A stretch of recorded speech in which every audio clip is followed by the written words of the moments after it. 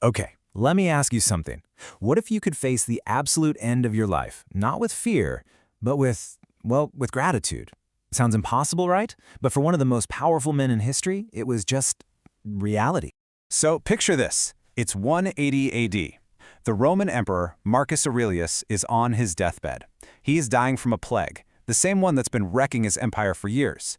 But the people around him, they're just baffled, because he's calm, like weirdly calm, almost peaceful. And it's because, you see, he'd been training for this exact moment his entire life. I mean, how is that even possible? This is a guy with literally the weight of the world on his shoulders. How does he face the end so calmly? Well, the answer, it's kind of amazing. It's a philosophy that was born from a complete and total disaster hundreds of years before he was even born. So to get a handle on Marcus, we've got to rewind. We're going to go way back to the very beginning of his way of thinking. And it all starts with a shipwreck. So, meet Zeno. He's this super rich merchant. His whole life is tied up in his cargo. We're talking priceless royal purple dye. And then, bam, a storm hits. His ship goes down and his entire fortune sinks to the bottom of the sea. He washes up in Athens with literally nothing. But here's the crazy part. In losing everything he owned, he found something way more important. He stumbled into philosophy. And right there, that's it. That's the birth of Stoicism. Zeno had this huge realization. The shipwreck? The lost money? He couldn't do a thing about it. It was totally outside his control. But his reaction to it? That was 100% his. He decided to see this catastrophe not as the end of his life, but as a chance to forge his character. And that one simple idea, that's the foundation of everything we're talking about today. Okay, so fast forward back to Marcus Aurelius. For him, this wasn't just some dusty old philosophy. No way. Stoicism was his day-to-day practical toolkit. It's how he managed the absolute chaos of being an emperor, and it's all built on a few really powerful tools. All right, tool number 1. This is the big one, the dichotomy of control. It's actually super simple, but it'll change how you see everything. You just mentally divide the world into 2 buckets. Bucket 1, stuff you can control. Bucket 2, stuff you can't. So your judgments, your choices, your character, that's all in your bucket. But what other people think of you, your reputation, even your health to a degree, nope, not in your bucket. The secret to peace of mind, according to the Stoics, is just to pour all your energy into your bucket and learn to let the other one go. And there's this great analogy they used. Think about an archer. Now, you'd think her goal is to hit the bullseye, right? But a Stoic archer would say, not exactly.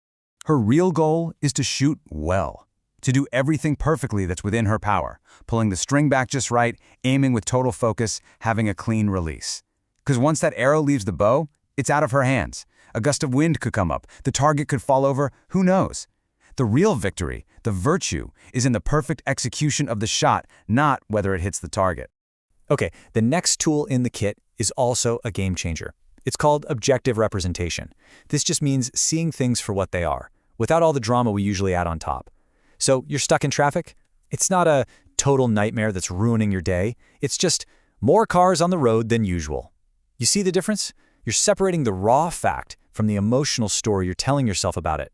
And when you do that, you take away its power to mess with your head. So that all sounds great in theory, right? But does this stuff actually hold up under, extreme pressure? Well, let's see. Marcus Aurelius was about to face the ultimate test of full-blown betrayal by the one man he trusted most. Okay, so get this. The year is 1750 AD. This guy, Appius Cassius, he's Marcus's top general, a huge war hero. He hears a rumor that Marcus has died, and without even checking, he immediately declares himself emperor.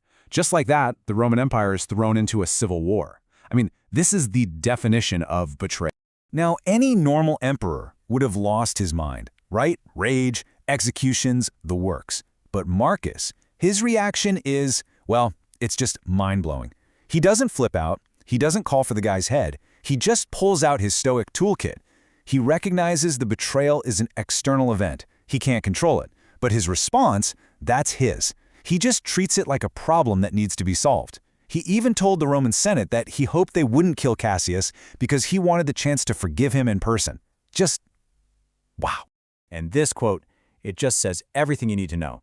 The rebellion eventually failed, Cassius was killed by his own soldiers, and you know what Marcus said? He said he regretted it. Not that his enemy was gone, but that he was robbed of the chance to show him mercy. I mean, this is someone who isn't just thinking about a philosophy, he is living it at the absolute highest stake. So all of this lifelong dedication to practicing these ideas, in good times and in bad, that's what brought him to his deathbed with that sense of peace we talked about at the beginning. It was all about building what he called his inner citadel. So what is the inner citadel? It's basically a fortress you build inside your own mind. It's this place of total calm and strength that's made out of reason and self-control. And the cool thing is, no matter what chaos is happening on the outside, nothing can touch it. You know his famous book, Meditations?